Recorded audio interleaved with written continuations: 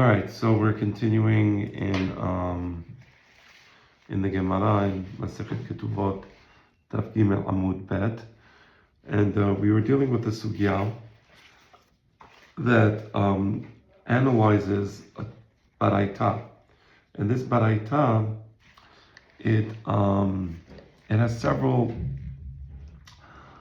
statements related to the takana stated in the Mishnah. The takana in the Mishnah was Betula Niset Leyom Revi'i, and the baraita, it in fact, maybe I'll read it quickly, just to kind of bring us back into the topic. So it's at the very, very top of Daf Gimel Amud Bet. We studied this last time, but again, I just want to bring us back into it. So I'm going to read it quickly. Detanya, B'nei ma amru betula niset liyom revi'i. She'im hayu ta'anot betulim, hamashkim nevetin. This is the law that we have in the Mishnah, but the Baraita adds something.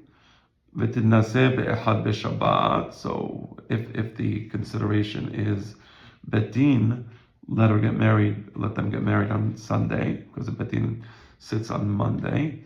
If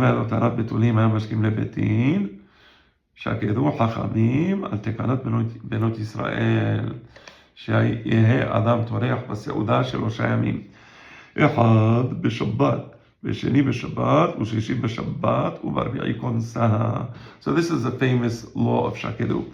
So now we understand the law of shakedu. And this is the source for the law of shakedu. But the Baraita now adds a few new statements related to Betula Niset Liyom Revi'i. First it says, Umisakana ve'ilach naharu ha'am lichnos b'shelishi ve'lo mihu be'adam chachamim. So there was a situation of sakana, and we studied what the sakana was last time, the hagmon. And because of this sakana, they nahagu ha'am. Nahagu ha'am doesn't mean that there was a formal minhag. Rather, it means that the people, on their own volition, they decided to get married on Tuesday. The marriage is supposed to be on Wednesday, but because of sakana, they got married on Tuesday. Velo mihu be'adam chachamim, and the chachamim didn't rebuke them for this. Now again, it's important to know, and I'm going to explain why later. But this sakana did not result in the annulment of the takana.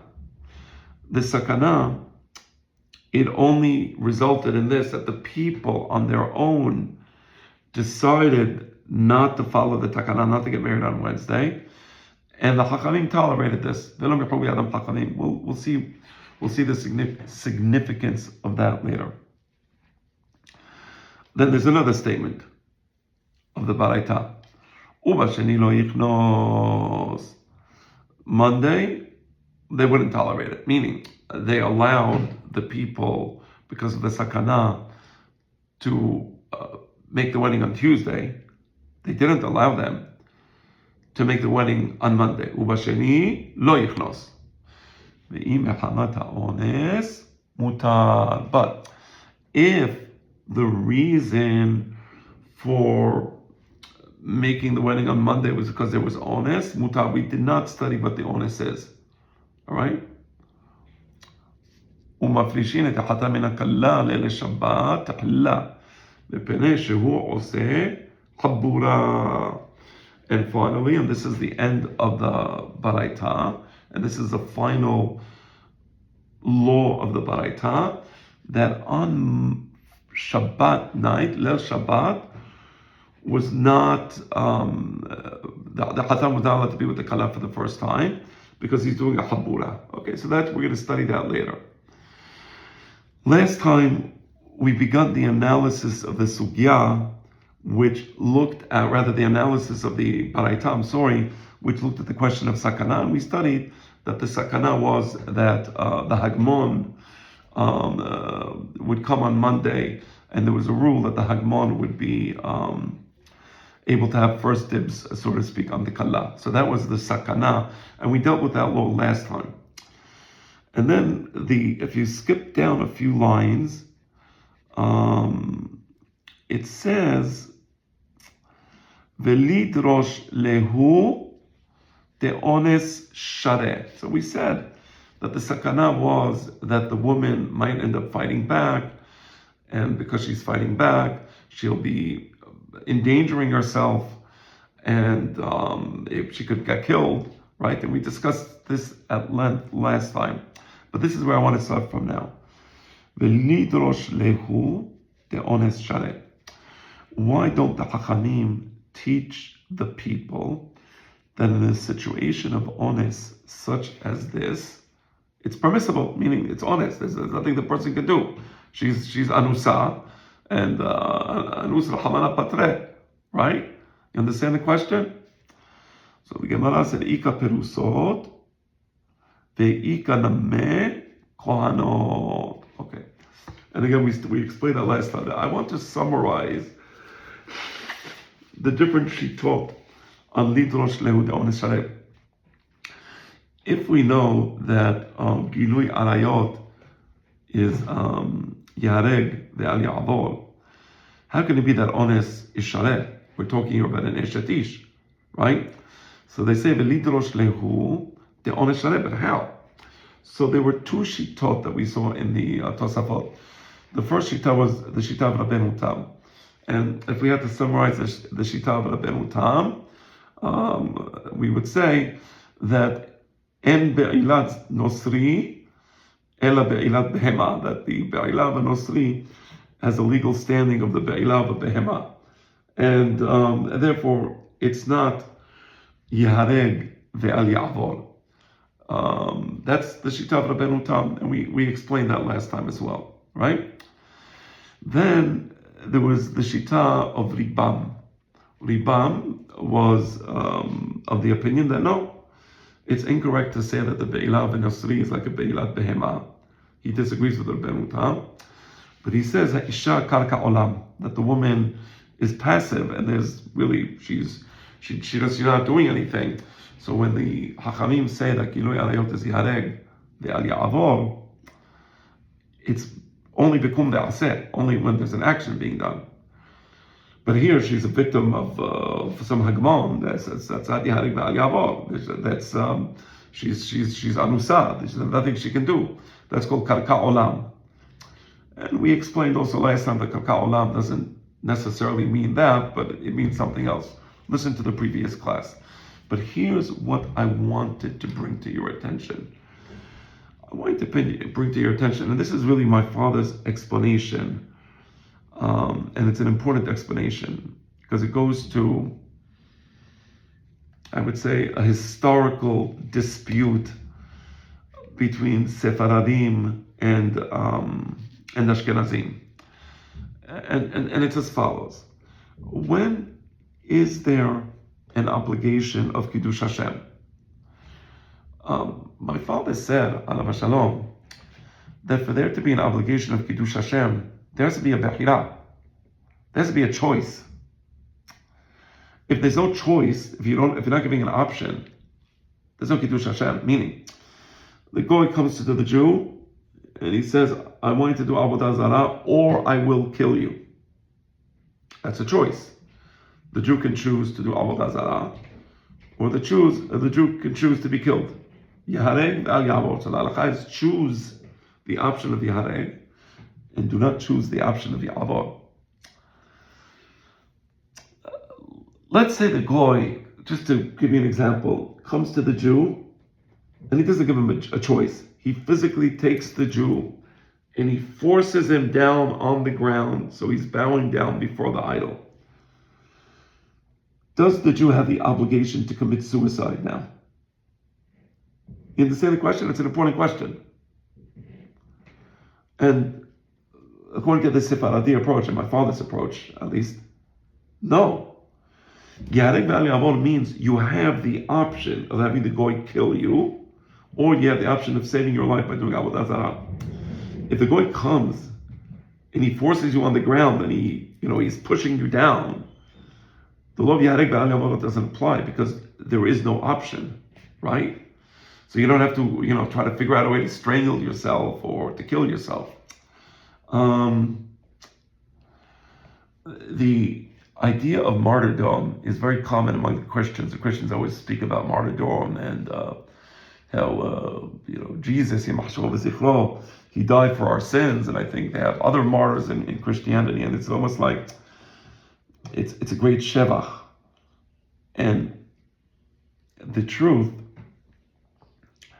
among the Ashkenazi communities in Germany,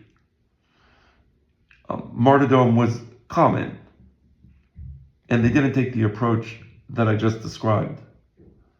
Meaning, for the Ashkenazi communities, they would prefer to commit suicide than have the Goyim come and whatever would happen. There's a difficult topic to talk about, but sometimes when they saw that the Goyim were coming and there was going to be, they're going to take the children, make them Christians, so they would kill the children, and they would say, and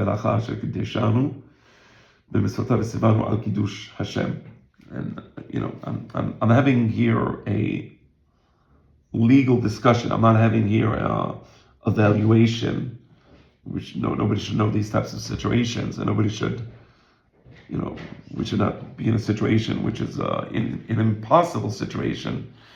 But from the perspective of halakha, this is not what the halakha requires, meaning the halakha does not require somebody to commit suicide or to kill his children, right?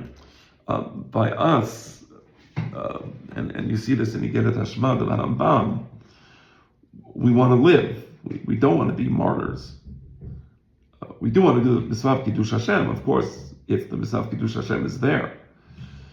But the Mitzvah of Kiddush Hashem doesn't require one to commit suicide. So, for example, this woman, the Hagmon comes. He's not giving her a choice. The Hagmon is not saying, either you agree to be with me or I will kill you. That was never the choice. Basically, the Hagmon is going to be with her whether she likes it or not.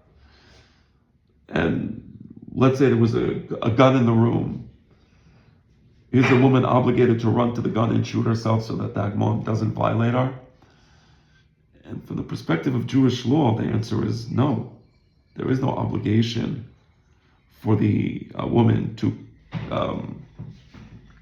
commit suicide. You understand? It's a very important point, and it's a dramatic difference between my father's approach and, let's say, the Ashkenazi communities or Harambam in Igeret Hashmad, right? There was a rabbi that wanted the Yemenite Jews basically to allow the Muslims to kill them because they didn't want to pronounce the testimony that Muhammad is a prophet. And we see that Rambam tries to explain why this isn't necessary, although that was a slightly different situation, granted, because there was no Avodah Zarah, so the conclusion was a rather easy conclusion to reach. But nevertheless, we, Am Yisrael, we're not looking to be martyrs. The only case where one may commit suicide is in the case such as Shaul HaMelech. In the case of Shaul HaMelech, I could get me my notebook there. I have my notes on the Gemara, so I just want to have it. But in the case of Shaul HaMelech, you will recall that there was a vicious war with the Pelishtim, and this is at the end of Shemuel Aleph, and Shaul HaMelech was under the understanding that soon he's going to be captured by the enemy. Now, what happens is that they weren't going to put him in an air-conditioned cell and feed him food. They were going to torture him, and they were going to torture him in a horrible way. Now, normally, Harambam makes Pesach Halacha that if a person commits suicide, this is Ya'achot Roseach. Perek Bet Halacha Bet, if a person commits suicide, מתחייב בנפשו, it's an avera, he's considered like a רוצח. To commit suicide is like murder in Jewish law. So I want to be very, just take a step back and explain, it's not that we are trying, Barminan, to encourage this, but, and Rambam is basing himself on the Gemara in Bava Kama, Sadi Aleph. There's a Gemara that brings a pasuk in Parashat Noach, De'ach et dimchem lenafshotechem edrosh. So the Chachamim say, what does it mean? De'ach et dimchem lenafshotechem edrosh. שהבן עצמו לדעת חייב, a person commits suicide, it's חייב, he's like a murderer. So there's no situation where suicide is allowed. But the Gemara, again, in the same sugya in Bava Kama, Daf Sadi Aleph, Amud Bet, it says, what does it say? Ach et dimchem. So we know ach ba'le ma'ed. So for example, the pasuk says, ach bayom rishon tashbitu se'or mibatechem. So ach comes to teach us not the entire day, it's asur to have chametz, the day before Pesach. Ach says part of the day is still allowed. So here when it says ach et dimchem lenafshotechem edrosh, there is a situation where suicide is allowed. And what is that situation? With Shaul HaMelech. Shaul HaMelech committed suicide, and he was correct for committing suicide, because had he not committed suicide, they would have tortured him. By the way, there's a Gemara in Masechet Ketuvot. We're studying Masechet Ketuvot now, Lamed Gimel, Amud Bet, and it says something kind of shocking and even disturbing. It says that Hananiah, Mishael, and Azariah, they refused to bow down before the obelisk that Nebuchadnezzar made, and there it was Kiddush Hashem. He told them, either you do Avodah Zarah or I'll kill you. So there's an option. Okay, when there's an option, there's Kiddush Hashem. All right. So the Gemara says they did Kiddush Hashem. Okay, no problem. That's clear. The story, they did Kiddush Hashem. But the Gemara says, I think it was the Amarav, Ir male nagduha leHananiah, Mishael, ve'Azariah, if, it's funny, I'm saying it by heart, I can just look at the Gemara. We have Masechet Ketuvot here. I'm sorry, Nafila. Let's just open it up, the Gemara. Since we all have Masechet Ketuvot, Daf, so it's not a different Gemara, so we can open it. It's Bava Kama, Tzadi Aleph, that we don't have. But here we have it, so 1 second. Hold on 1 second. Lamed Gimel. 1 second. Lamed Gimel. Lamed Gimel Amud Bet. At the top of the page, I believe. Yeah. Mamash, at the top of the page. And yeah, the Amarav. The Amarav. First line. Il male nagduha. You have it? Lamed Gimel Amud Bet, yeah. Il male nagduha leHananiah, Mishael, ve'Azariah, palchu leSalma. If they would have tortured them, Hananiah, Mishael, ve'Azariah, they would have done Avodah Zarah. A person can't, nobody can take torture, right? Nobody can take torture. You can't, there's no possibility of a person withstanding torture. So if they would have done Avodah Zarah, it would have been almost like, yes, well, they were being tortured to death. But what happened to the prisoners in hostages in Gaza is simply unfathomable. We don't understand, because Baruch Hashem we have food. We don't understand what it means to be starved to death. There's a Gemara in Baba Batra Daf Hayat where Amar Rabbi Yochanan brings a pasuk, I think in I don't remember where it was. I think in Miyah. So there's a pasuk in Yirmiyah that says, I forgot the pasuk.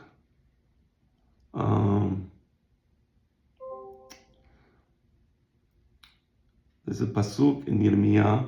Okay, I don't remember the pasuk, but he says, Kol ha'meuchad pasuk zeh kashem ha'chavero, right? And then he says, the pasuk brings a series of ways that a person can die. So it says, first is mavet. Asher mavet, mavet. Asher ha'cherev, cherev. Asher ha'rav, rav. Okay. All right. So, so he says, "Kol hamiuchad bepasuk zeh kashem mechavero." So obviously, cherev, if a person is killed by the sword, that's worse than just regular death. Ra'av kashem cherev, to be starved to death, is a horrible form of death. Shevi kashem kulam, to be a hostage, is even worse than being starved to death.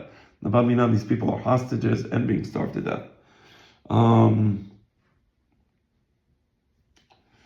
There's a price to pay for just. There's a price to pay for having imbeciles as leaders. I just, for lack of a better, sorry that I'm putting it like that. I mean, what did we think would happen when we give them Gaza? They were murdering children, women, children, pregnant, not pregnant, murdering al Yamin Ba'al Simon, and they thought they would give them Gaza, and it would be like they would have pails and wear Nachman Yarmulke and start jumping up and down and singing Na Na Nachman Nachman Meuman. I mean, there's imbeciles and then there's something else. I don't know. And where were the rabbis?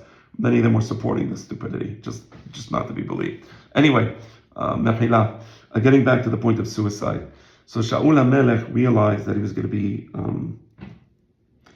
be tortured to death.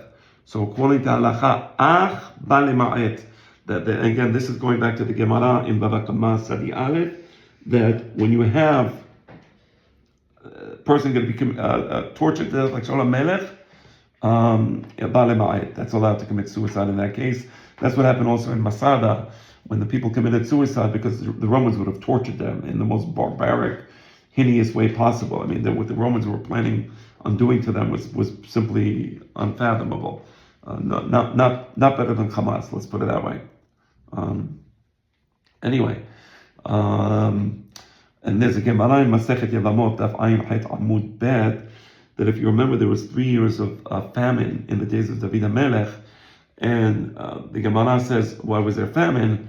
And one of the reasons it gives is Shelo Hispid et Shaul Karaui. When they made the hesped for Shaul HaMelech, the hesped was not a proper hesped. They made a hesped for Shaul HaMelech. So what do you mean the hesped was not a proper hesped?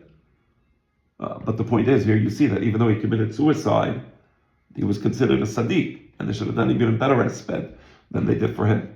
But anyway, okay, so now you understand the point. So getting back to the idea of martyrdom, which is common it was common, and again, I'm not in any way, in the least bit, judging what they did or second guessing what they did. Shelo neda, we don't know and we can't understand.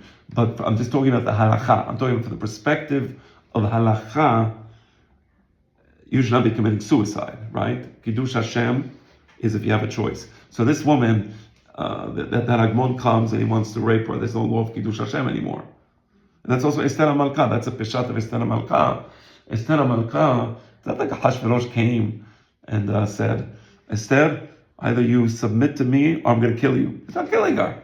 He wants her alive. He wants her alive, right? And he doesn't care whether she wants or doesn't want him. He's a king of Persia, right? So the question is now, does she have to take a gun and shoot herself? And the answer is no. She does not have to take a gun and shoot herself.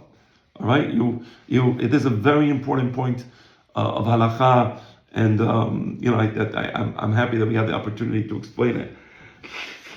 Before I continue to the next topic in the Baraita, I want to make sure that if anybody has a question, that would be a time to ask. Give me a tall glass of water, please. Make me now. Yeah. No questions? You all understand it well? So Rabbi, what the Gemara was saying, the halakha of it being permitted to commit suicide, is that limited only to situations where the alternative is torture to death or torture for the purpose of getting you to make an avera? Or is it just any form of torture allows you to commit suicide according to the halakha? This is my understanding. My understanding is that if a person knows he's going to be tortured, he doesn't have to stay alive for the ride. That's my opinion. Because Bar Minam, when a person is tortured, it's dehumanizing in the extreme, and so I think that. And by the way, you never know. Meaning, if a person is going to be tortured, nobody really understands. Are they going to keep him alive or just keep torturing him? Right? So that's an untenable situation. I think that's why the Gemara tells us even if they would have tortured them, doesn't mean if they would have killed them. It says if they would have tortured them, they would have done avodah zarah. So here we see that torture is not a situation where we're going to second guess anyone.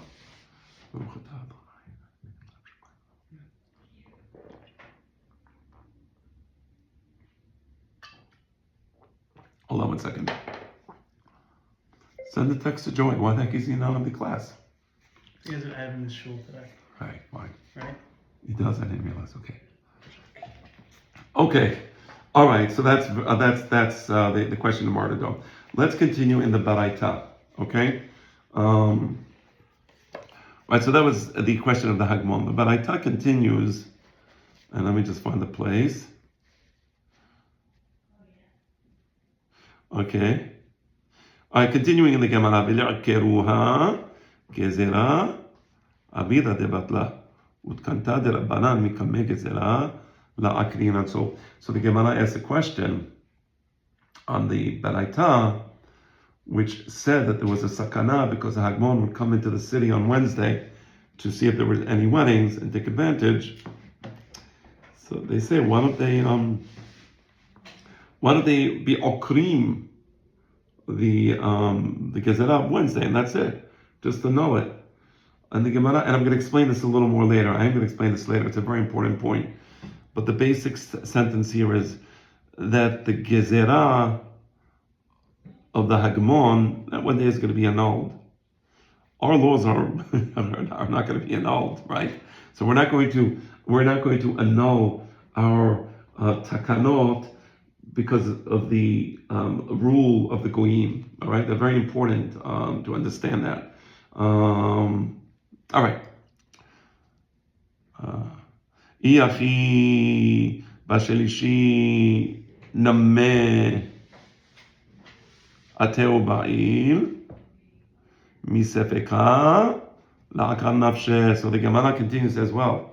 Okay, if they're going to now do it on Tuesday, so the Hagmon will come on Tuesday. What's the issue? Meaning you say, oh, we have a solution. Let's do it on a Tuesday. Okay, so the Hagmon will just come on Tuesdays from now on. How does that help the? You understand the problem? The Hagmon will come on Tuesday and violate the woman on Tuesday.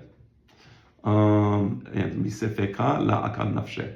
Misefeka la'akal nafshe means the Hagmon isn't going to travel all the way to the Jewish town if there's a sefeka. Let me explain to you. The correct explanation is the Ra'ah.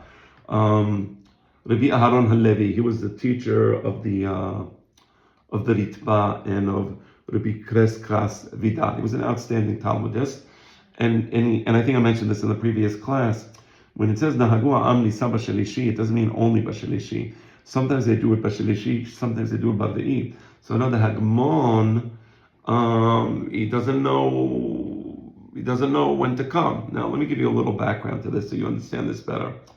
If you look at the Tosefta, if you look at the Yerushalmi, if you look at the Midrashim, it comes out that, or it appears that when there was a wedding taking place, they would have, because today we have mail, so there's siman, so we know we receive the email, we receive a text message, we receive a physical invitation. Okay, back then, what would they do? They would put certain simanim in the city that a wedding was taking place. And there was even a famous Paitan from the 5th century. His name was Yanai. I mean, this is in the days of the Gemara, right? And he wrote some songs, and in the Piyutim it comes out that there was simanim in the city when a wedding was taking place.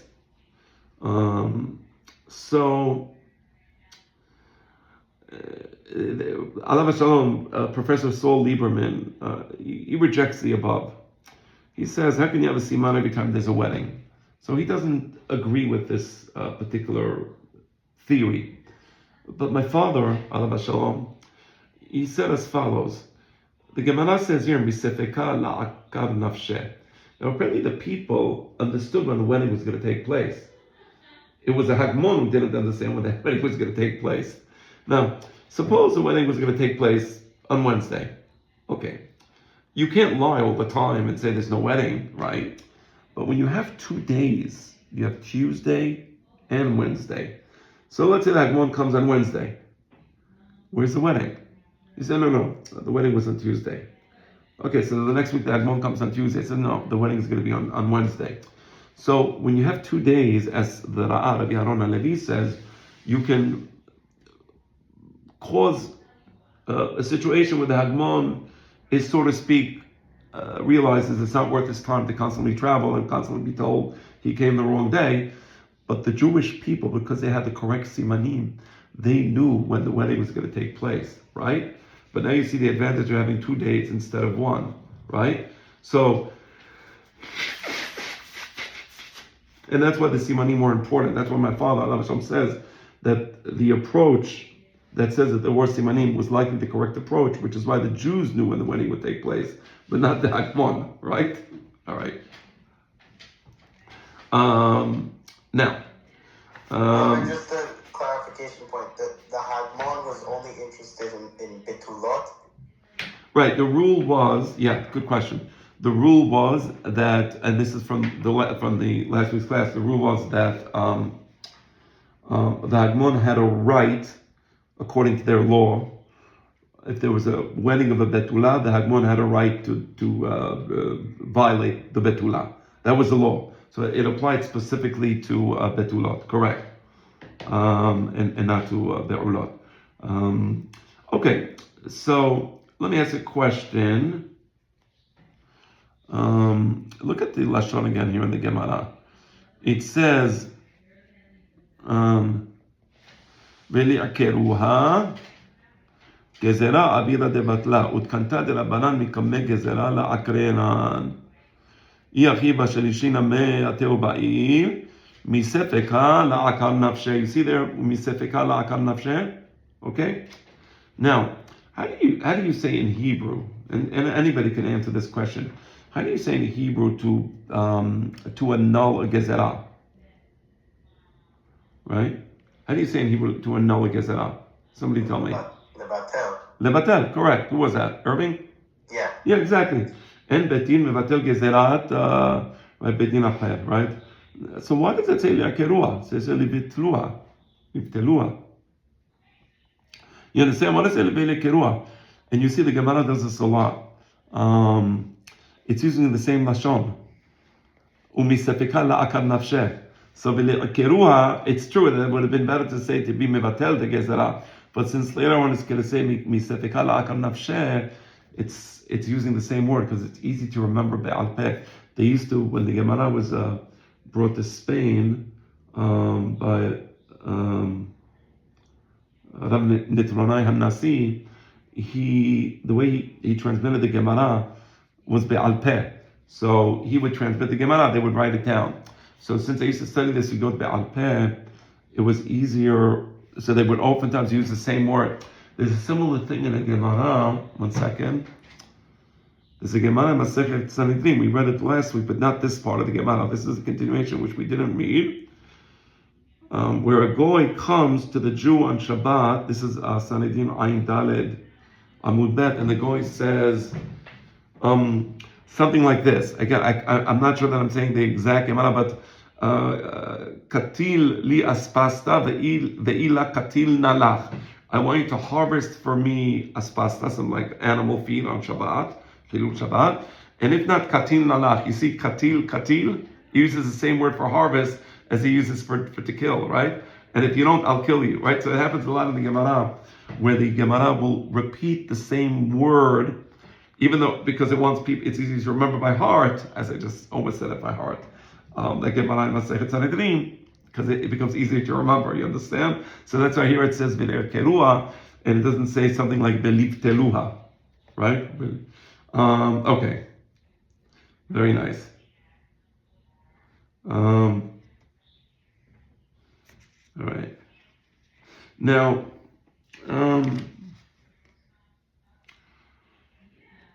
my father spoke about the idea of levatel gezerah. He was once, I think in the 70s, he was invited to speak to there was something in the Carlton Hotel, and they were speaking about rabbinic decrees, and people point out they have difficulty observing certain rabbinic laws. Let's say Yom Tov, we didn't say the Omen. Let's say the Omen right now. Okay, I'm just pausing the video. All right. If anybody didn't say the Omer, now would be a good time. The guy doesn't want to forget. Even though but we can end up forgetting. So. Amen. Okay, Mechila, I'm sorry about that. Okay. So, people point out the difficulty of observing certain rabbinic laws, like Yom Tov Sheni Shel Galuyot, or let's say not shaving on Chol HaMoed, things like that. And my father pointed out that if we were to allow the annulment of these laws because it's inconvenient, then ultimately we would be derogating from the autonomy of Jewish law. And my father was mahmir on all these laws. He was never mikhail on anyone. He would not shame on Chol HaMoed. He would, he would certainly, of course, Yom Tov Sheni Galuyot. I mean, there's not even a question, right? But in all Gezerot of Hachamim, he was very mahmir. And the reason he was mahmir is that it says you can't derogate from the autonomy of Jewish law. There was somebody wanted to have a cheese, of gleam made with chemicals. And there was some rabbis that no, it's allowed. And my father said, no, it's not allowed. The Gezerah Hachamim is the Gezerah Hachamim. And he used to tell this person, he once told this person, I overheard him speaking, he says, listen, the Gezerah Hachamim is what it is. Nobody annulled it, and it's not going to be annulled, at least not until the next Sanadim comes, if they decide to do it. Maybe they won't decide to do it. Why would they? But okay, be that as it may. We'll have to wait in Nihya Benir, as they say in Hebrew.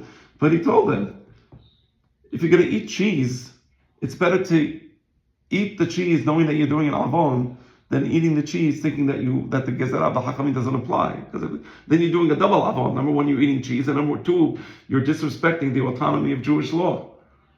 It's a very important point. People say we can have pizza. We have pizza, it's okay, there's nothing wrong. No, it's haram.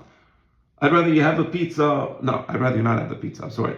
But if you're going to have the pizza, I'd rather you not make a second avon and think that somehow it's allowed to have pizza because the Gezerah of the Hachamim doesn't apply. But now you understand here where it says Lo mihu b'yadam Hachamim. Why does it say Lo mihu b'yadam Hachamim? Because it's also up to the Hacham to understand what the situation is. And if he sees that the Am is not following the Gezerah, al zeh amru Hachamim mutav she'iyu shogegim ve'al yu mezidim. You understand? Mutav she'iyu shogegim ve'al yu mezidim. In a situation like this, so lo mi'achom bi'adam Hachamim, they had a legitimate reason. Here there was a legitimate reason not to get married on Wednesday. By all means, we fully understand it. And we're not going to tell them, no, you must get married on Wednesday. But we're not going to impinge upon the autonomy of Jewish law. And therefore, Lo mi'achom bi'adam Hachamim means they didn't say anything. They allowed them to do it. You understand? Very, very important. The subtleties of the Lashon of the Gemara. Lo mi'achom bi'adam Hachamim. Not that they should say, oh, it's okay. Mutarim lachem, mutarim lachem, mutarim lachem. All right? All right, now we're ready for the second topic that was discussed. Is there any questions? Ike, you understand? Yep. All right, now we are ready for the second topic in the Baraita. All right. You need my help finding it. It's towards the bottom of the page, bottom third of the page. Okay. Yeah. All right.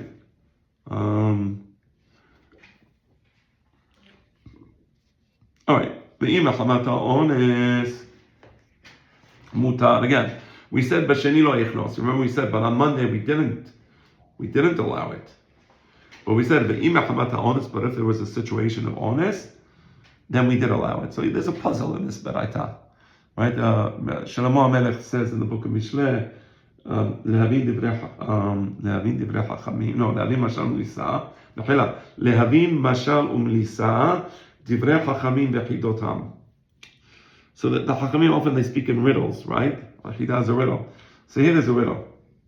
In the case of sakana, what did we say? לא מיחו בידם חכמים. In the case of honest, mutar. How can that be? You understand the question? All right, so it's kind of a riddle, right? So first of all, I want to bring to your attention. So okay, let's read it. By honest. So now the Gemara is going to deal with what exactly do you mean by honest?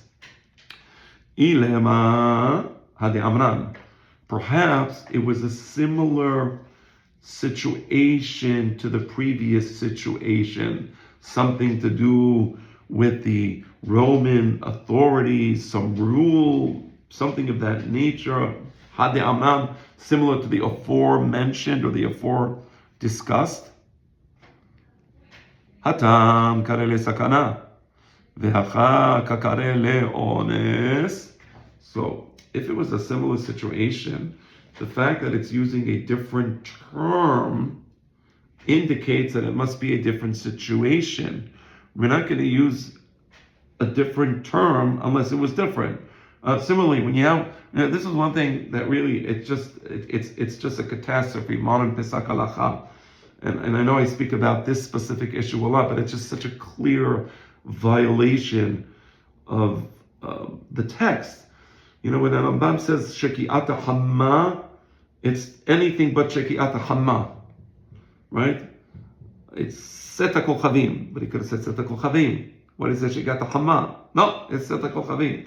Or Rambam says that tefilat ne'ilah is samuch lishki'ata hamma. It means no, it means after sheki'ata hamma. So why is it samuch? Because it's said after. All these, this is anti-text. Mechila, it's anti-text. And I know the people who said it, we love them, they're fantastic, they're great chachamim, of course, atara barosh, but we don't have to accept things like this, right?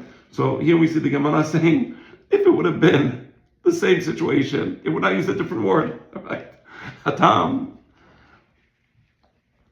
kare le sakana, ve'achaka kare le ones, vetu.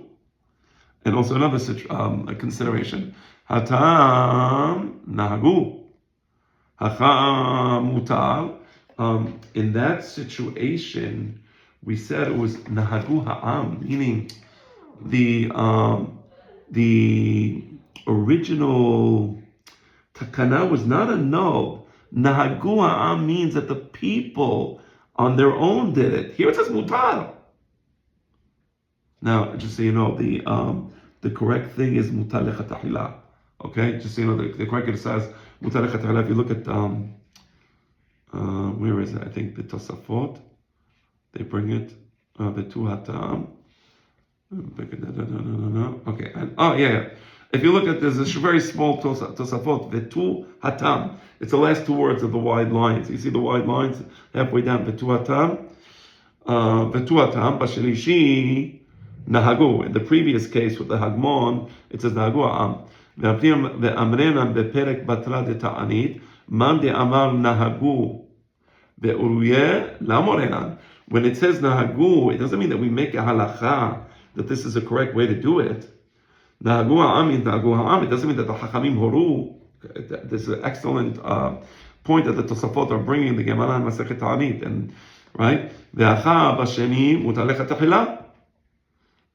You notice the word here? Ve'acha b'sheni mutar. You see the word lechatahila? That's the correct Girsah. They bring Mashu, Perash Rashi, De Perash Nahagu, Ruba de Amma, Vacha Mutar, Yechidi, Velagatzin lechatahila, Eno Meyushab. So the Tosafot, they disagree with Perush Rashi. Rashi changes the Girsah, he removes the word lechatahila, and the Tosafot say no. The word lechatahila should be there. Hacha mutar lechatahila. That's the point. The point is mutar lechatahila, meaning if they would come to the Chacham and say, Yalamedenu Rabben, what should I do in this case of honest? We still didn't say what the honest is. We'll say later. But the Chacham, it's not like the previous case.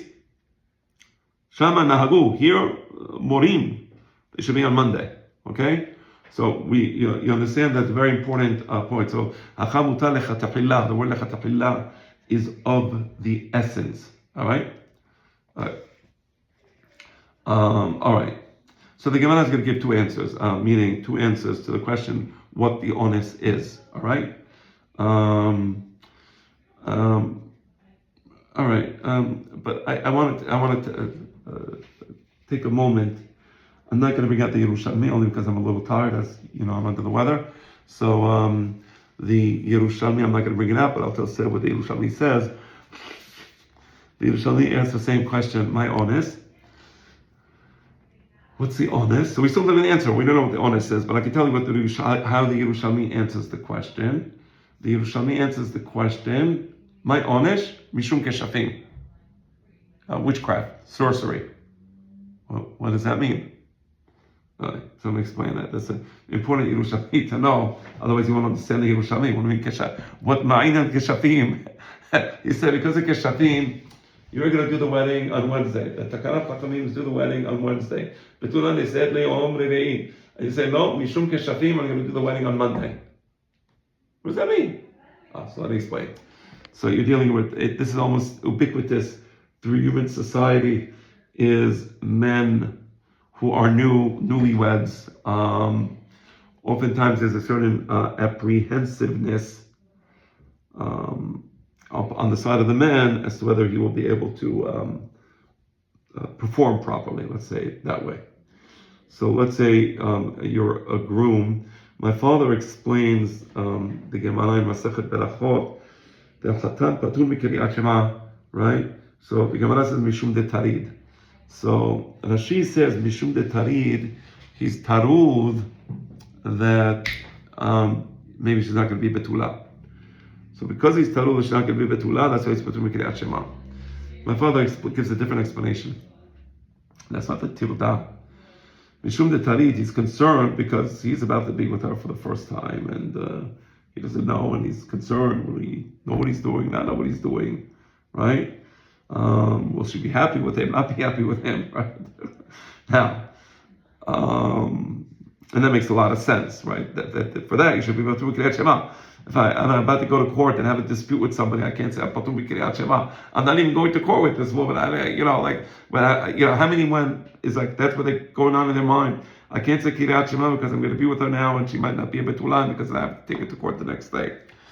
I think Mehila. I think it's again B'Mehilat Kavod, and Rashi was one of the greatest ever, of course, but I like my father's explanation more in this case. But anyway, and now we also understand what the Yerushalmi meant. People believed that they can be hexed based upon the wrong astrological sign, right? Mishum keshafim. So the person thinks that there's a curse on him on Wednesday, or there's something wrong with the astrology on Wednesday. We say Mazal Tov. Mazal Tov literally means you should have a good astrological sign. Because that's of course, that's what we mean when we say it today. Well, that's what originally it meant, Mazal Tov, right? It's astrology. So the guy thinks Wednesday's going to be Mazal Ra, so he's scared, Uli, I'm going to get married on Wednesday. This is not going to be good. I read the New York Post astrology horoscope, men trying on Wednesday with the first name of Reuven, it's not going to work. She's going to divorce me. So they say, that's Mishum de Anus. So in that case, he can make the wedding on Monday, assuming that Monday is a good time. There was a great scholar. He used to teach in the JTS. His name is Professor Mordechai Margaliot. I just started reading Shemuel Hanagid Ya'Cheta Gavrata of Shemuel Hanagid. But my father pointed out that we have to give the Sephardim, we have to be makirim tova to the Ashkenazim scholars like Professor Margaliot, like Professor Lieben and others, who they're the ones who opened up the library of the Sephardi Chachamim to Am Yisrael. Meaning this is all Kitvei Yad and the Geniza, and we didn't know anything. And these scholars, people like Professor Mordechai Margaliot and others, they're the ones who reprinted the Sephardi Chachamim's writings, and he did a fantastic job. I'm reading really the book, and I'm mamash enjoying it. Like the Chachamim of Andalusia were special Chachamim, and Shemuel Hanagid was just something unique, so unique in Jewish history. So he was an outstanding Talmudist. I mean, just unbelievable. And he served in the army, not in the Israeli army, in the army of the of Granada, the Khalif of Granada. And somehow he was able to study Gemara. I don't know how he studied Gemara. He was in the army. There was a problem. There were women, but still he was able to study the Gemara, and he used the Gemara at the end. Very difficult to understand that could be possible, right? Because if you go to the army, Bissel Torah. But okay, nevertheless, so his book was Ya'Cheta Gavrata. So Professor Mordechai Margaliot, he was a great scholar. He taught at the JTS, and he discovered a book called Sefer Harazim. Sefer Harazim is a book basically on witchcraft. It's a Kabbalistic book, but it's a book on witchcraft, and it's written in beautiful Mishnaic Hebrew. And you see all kinds of potions and, mazalot and I don't know, whatever, kishufim. This was very common in antiquity. People don't realize witchcraft and astrology was just, it's like, you make fun of them. I mean, were they really dumber than the people today who believe that carbon dioxide has to be stopped? I mean, by the way, NASA, if you look, open NASA.com and get on, the Earth's, over the last 30 years, has increased the greenery by 20% because of the increased carbon dioxide. 20% is twice the size of the United States, meaning areas that were turning into desert. Remember, they kept saying that the desert is going to creep into the land, and we have to stop carbon dioxide and kill all the people because we all produce 2 pounds of carbon dioxide a day, kill the cows, kill the people, and then everything will be good. And this is the way people think, notwithstanding that we actually have the empirical data which shows that carbon dioxide is great for agriculture. There's more food. The world is greener. The deserts are receding. So we make fun of the ancients because they believed in sorcery. If I speak like this in public, I'll be banned. I'm sure maybe 1 or 2 of you are getting angry at what I'm saying now. Did somebody just drop off? No, I'm kidding. No, but I'm saying, meaning humanity by its nature has many emunot tefilot. So global warming catastrophe. We are in a global catastrophe. The world is ending. Though, just give me mechila. I'm sorry to do this. In the 70s, there was a guy. No, in the 60s, it was talking about the population explosion. In 10 years, humanity will starve to death. That was in the 60s. In the 70s, there was going to be an ice age. You remember that? The ice age? Time magazine, the ice age, okay. In the 80s, I believe it was, the ozone layer is disappearing. We're all going to be, okay. In the 90s, acid rain, okay. In the early 2000s, in 10 years, half of Europe will be underwater.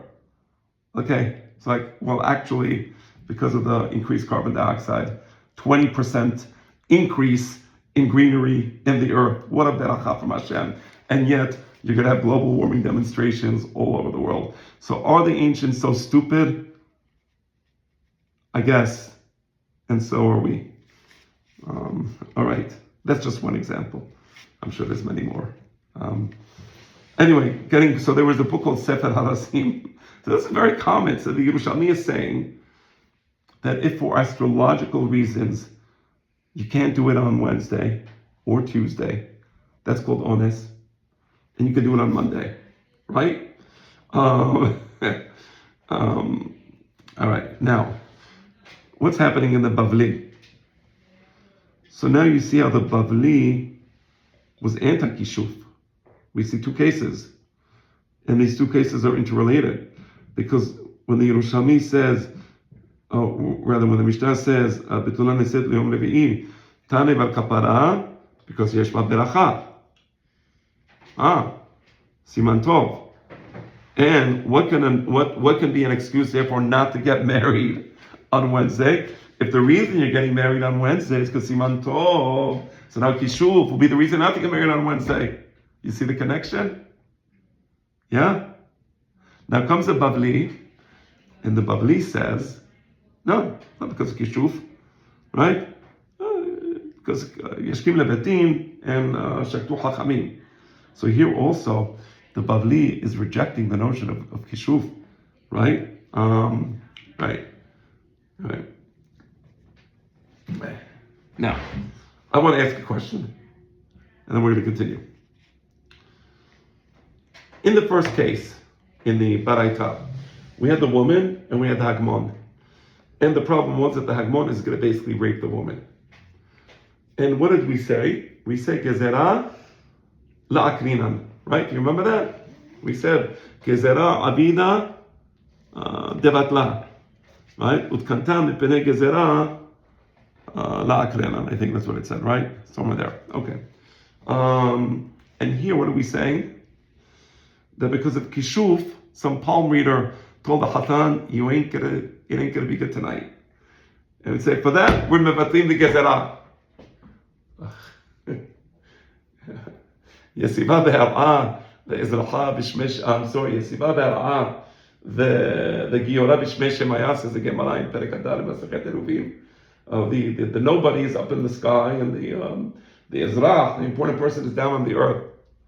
You understand the question? Yani, for the rapists, we say, no, we're not going to clean the gezerah. Oh, well, if you do it on Tuesday, we ain't going to say anything.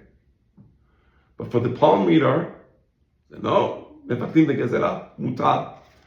Mutar lechatachillah. Not like Rashi, like Tosafot. You understand the question? All right, so it's very important. So the answer is yes, that's correct. If someone believes in Kishuf, a Jew believes in Kishuf, we can decide, we the Chachamim, can decide to take account or take into consideration his concern. And we would be mevatim the gezerah in this case and say, okay, get married on Monday.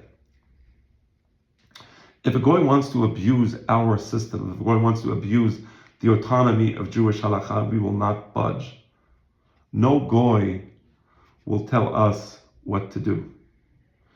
A Gentile government wants to interfere in our internal affairs? No, sir. We won't tolerate it. If we have stupid people among the Jewish people and they believe in sorcery, that's an internal affair. We'll deal with that the way we want to deal with it, right? It's a very important point, the autonomy of Jewish law, and how under no circumstance will we allow a goy to dictate to us what our law should be or shouldn't be, right? Very, very, very important point. And this connects with Kiddush Hashem. We ultimately only are beholden to God and to His laws and to no other legal system, king or politician. All right? All right, so good. Now we're going to continue. So now you understand Kishuv, not Kishuv, the rapist among the Hagmon, the whole thing. We understand it well, and now we can continue. So we still have the question, so what was the honest? The Yerushalmi said Kishuv. What's the position of the Bavli? Amarava, the Amre Sar Sava Bala'ir. They say there's news that the general is coming to the city. And then when the general came to the city, he wouldn't come alone. He would come with his soldiers. And always, in these types of situations, there would be tremendous havoc. In the days of Vietnam and the Korean War, it's not, I'm not in any way condemning America. It's just the nature of the military and soldiers. Whenever there would be soldiers in any town, even if it was a friendly town, there would be havoc, there would be destruction, there would be mayhem. People would resent the American soldiers. And again, this is just the nature of human psychology. Wherever an army arrives, there is going to be havoc in that city. Now, we're dealing here with the enemy, so it's not just like friendly American soldiers who are from Topeka, Kansas, right? We're dealing here with Romans who they were just the worst savages. So, Amarava de Amre Sar Saba Ba La'ir. Is that the situation? Well, let's examine it. What specifically is the circumstance of Sar Saba Ba La'ir? Ider Ate Ve'Halif. Perhaps it's a situation where the army is just passing by the town. They're not going to do a military occupation. They're just passing by and they're going to be leaving soon. That can't be the situation. In that case, li'ikav. So delay the wedding. Delay the wedding till after the army leaves. That's all. Li'ikav. La sericha de'ate ve'kava. I'm sorry, de'ate ve'kava. No. So when you say Sar Saba Bala'ir, you mean that this is going to be now a permanent military colony. They're coming into the city, and they're going to be there for a long time, right? De'ate ve'kava. V'shelishi miha lichnos.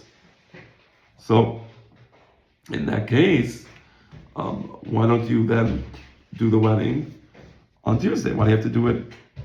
Why do you have to do it earlier on Monday?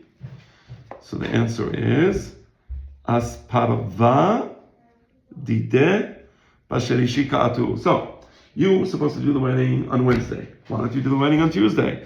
If Sarsava bala'ir, so and the Sarsava is going to arrive on Wednesday, so do the wedding on Tuesday. Why do you have to do the wedding on Monday? And the answer is because the asparva is arriving on Tuesday. The asparva is the supply corp.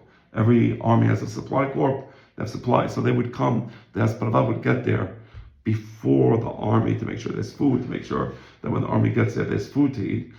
So now what would happen? Imagine they have the wedding on Tuesday, and the asparva is there on Tuesday. What are they going to do? They're going to go to the wedding and confiscate all the food and give it to the soldiers on Wednesday. You understand? So that's the honest that they're talking, right? Asparva dideh b'shelishi ka'atu, that the asparva is arriving on Tuesday, and that's when the Hachamim said mutar to do it on Monday. That's one. What time is it, by the way? Yeah, that's one explanation. Okay. We'll take a break in about 5 minutes. Actually, you know what? Let's take a break now. Then we're going to do the continue later. Right. So they would have a screen and they would mention the name and show the picture.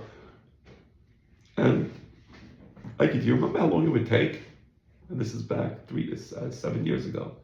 How long would it take for them to mention all the names of the people? It would be a long time. It would be a long time. It would be a very long time. Now, after October 7th, I know, for example, in Ra'anana, a lot of soldiers, because in Ra'anana it's Dati Le'umi, so a lot of the soldiers, a lot of people, unfortunately, lost their lives, either in the October 7th attack itself, but more significantly as soldiers fighting in the battle. I know somebody, a wonderful, wonderful person, who was very, very friendly with my father. He was from Italy. He was from the noble families of Italy. And we used to pray together, especially on Rosh Hashanah, Kippur, from the old Italian families. And he lived in Ra'anana and became very friendly with my father. They were both professors in one of the schools there. And what happened is that his son used to read blow the shofar for us on Rosh Hashanah, but then he had 2 boys who used to play in Knis all the time, and it was one of those boys, Chazat, they got killed in one of the battles after October 7th. So and unfortunately there were a lot. Unfortunately in Ra'anana, it's a city with very obviously people who have some midot tovot, to say the least, right? They study Torah, but do what you're supposed to do. Anyway, so Yom HaZikaron is a very somber day in Israel, and so I don't in any way make light of it, but we don't have any, what are we going to do? So we're going to study Torah. It wouldn't make sense to make Bitul Torah because it's Yom HaZikaron, is what I'm trying to say. I don't think that would have been helpful somehow. But anyway, I did speak about the Chayalim, and now I'm going to continue. All right. So we have this question of honest. So for the first explanation of the Yerushalmi for honest was Kishuv, which was consistent with the idea in the Yerushalmi that the reason in the first place they said Wednesday is because of Beracha. So if there's going to be Kishuv, there's going to be no Beracha. The second reason, and this is the one given in the Bavli, was the Asparva, followed by the general, Sarasava, and they're going to cause havoc, and they're going to take the food of the wedding. Now this makes sense. What's the reason we said that the wedding has to be on Wednesday and not on Sunday? What's the reason? Shakedu, that we want to prepare for the meal. And now you see Asparva Bala'ir. You understand? He's going to take the food. That's what the Asparva does. So the whole point of Ashakedu is going to be annulled. That's why the Hachamim were willing to annul the Takana in this case, because The whole point of the takana is for shakedu. But if the Sar Sava is coming, Sar Sava Bala'ir, before him is the Asparba, they're taking the food, so there's no shakedu anymore. You see how beautiful the Gemara is when you study it correctly? Mamash, it's beautiful. You see the parallelism between the Yerushalmi and the Babli, right? It's really, really beautiful to study Gemara like this. Okay, but then there's another answer. And this other answer, we'll start reading it now, and then next week we'll go more deeply into it. Okay? So here it is. My Hamata Onis, another explanation for Hamata Onis, an alternative explanation. Right. A different set of circumstances. 1 second. Right. My Hamata Onis Kitanya. There's I believe this is also a Tosefta. Kitanya. Hare Shayeta Pito Afuya. There was the Hatan was getting ready for the wedding, and they baked the bread. Okay, Shayeta Pito Afuya. Utvacho Tavuach. Utvacho Tavuach. They slaughtered the animals for the wedding. Right. Veyeno mazug, and they prepared the wine. They would add water to the wine, so it's not too strong. Umet aviv shel hatan o immaha shel kalla. Now, what happened? They're about to do the wedding ceremony. Umet aviv shel hatan, the father of the hatan dies. O immaha shel kalla, the mother of the kalla dies. Machnisin. So the law is the law of Misha Meto Mutal Lefanam. What does it mean, Misha Meto Mutal Lefanam? So there's two stages, two sets of laws. One is a set of laws for Aninut, and the other is a set of laws for Avlut. We're not dealing now with Avlut. Avlut is after they marry, they made the Mitzvah of the burial, and now they're sitting Shib'ah, the 7 days of Avlut. That's a separate set of laws. Now we're looking at this from the perspective of Aninut. So, Aninut means there's an obligation on the Onen to bury the Niftar, right? So as Misha Meto Mutal Lefanav. Mutal means it's an obligation upon him. He's responsible, right? To make the Mitzvah of Kevurah. And now because the Mitzvah of Kevurah has to be done immediately. Right. Otherwise, you have halanat met. You're not allowed to be malin met. I remember once I had a talmid of mine in Ra'anana. It was a 3-day holiday. It was going to be, I don't remember exactly, but it was going to be 2 days of Rosh Hashanah followed by 1 day of Shabbat, or maybe the other way around. I don't recall.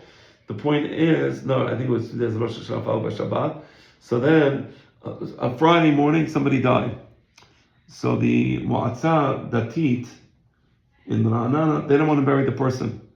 So they said, we're going to bury him after Rosh Hashanah. Now it's Friday morning. I'm sorry, not Friday morning. I'm sorry, it was Wednesday morning, I guess. Wednesday, Thursday. Yeah, Wednesday morning. I had to get bury him Saturday night, Sunday morning. I told them under no circumstances. I said, you tell them that you're going to bury the person yourself. You're going to take a shovel and bury him. You're going to bury him. You can do halanat amet for 3 days because Matzah Datit is, I don't know, but busy buying gefilte fish. I mean, Mishama Kazot. It's bizayon. Most of the Mu'atzot Datiyot in Israel, the purpose has nothing to do with that. The relationship between the Mu'atzat Datit and furthering halakha, Jewish laws, is coincidental. There could be that by coincidence, sometimes there might be something that they do, that by even a broken clock, twice a day, the clock has the right time. So sometimes by coincidence, the Mu'atzat Datit might actually do something to further a religion. There was an urgent message from the chief rabbi of Israel today. Urgent message. I got on my WhatsApp, the urgent message for the Sephardi chief rabbi. I was very excited. I said, what's the urgent message? Probably about the Hilul Shabbat that's taking place. People driving on Shabbat. No, I was wrong. I said, maybe it's about the fact that people are mezezalim in kashrut, they eat non-kosher outside the house, haram, isul deoraita, nevelot utrefot, shekasim masim. No, that wasn't the urgent message of the chief rabbi.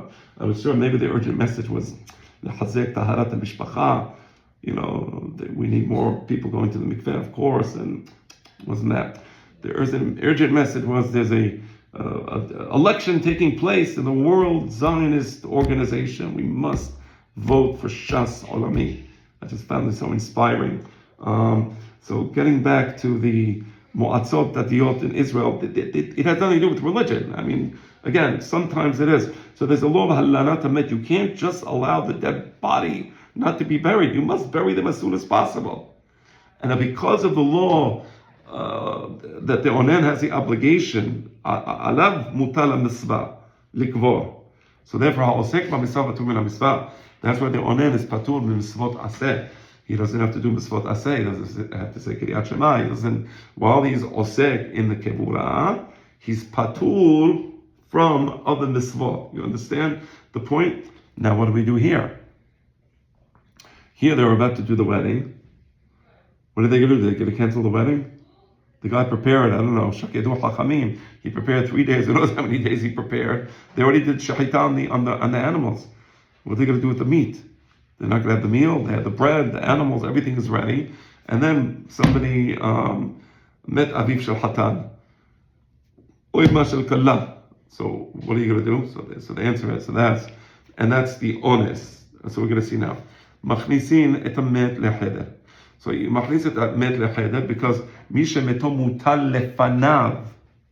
So machnisin et hamet lecheder is a symbolic act that I'm putting that mitzvah on the side, right? Immediately you allow the hatan and kala to enter the chuppah, right? You do the wedding immediately. Uvoel be'ilat mitzvah, and then the hatan is with the kala. Uporesh. It's poresh, right? After the first be'ilah, she was the betula. He has to be poresh for 7 days. ונוהג שבעת ימי המשתה, ואחר כך נוהג שבעת ימי אבלות. Okay? We're gonna study this next time, but we're continuing in this baraita. It says, so you have 7 days of mishteh, you do 7 days of avelot, בכל אותם הימים הוא יושן בין האנשים, והיא ישנה בין הנשים, ואין מונעים תכשיטים מן הכלה, כל 30 יום. Okay, we're going to study this next time. So we're going to finish a little early today, only because, again, I'm a little under the weather. But next time we're going to be studying this, and this is really going to introduce us to laws related to aninut and also laws related to ablut. This is the source in the Gemara for those laws. So other than, of course, Perek Gimel of Masechet Berachot, I didn't mean this is the only source, but this is one of the primary sources in the Gemara for these laws. So it should be a lot of halakha le'ma'aseh. So I'm very excited about the opportunity to teach these sugyot. So before I say goodnight, are there any questions here? She'elot, ha'arot, teshuvot. All right. That's it? Nothing? All right. So good night, everyone. And next week, Beli Neder, we will also have a live class as well. And we'll do it that way. Take care. Thank you, Rabbi. Perfect. All right. Good class. What? It's good. It was a good class. Are you able to follow it? Yeah. And you see the diukim and really, like I said, special. I just zoned off. What did you just end up with? I read it. What did that mean? The last. Oh right. I was just reading the baraita that. Whoops. It would be being recorded. I was reading the baraita, the end of the baraita, which said, so what do you do? So machnisin hamet lecheder. They do the wedding. Of course, they bury the net, and they have shiv'at yemei mishteh, and then shiv'at yemei avelut after the shiv'at yemei mishteh. Wow. But we're going to do it. We're going to study it next week. We didn't study it. All right.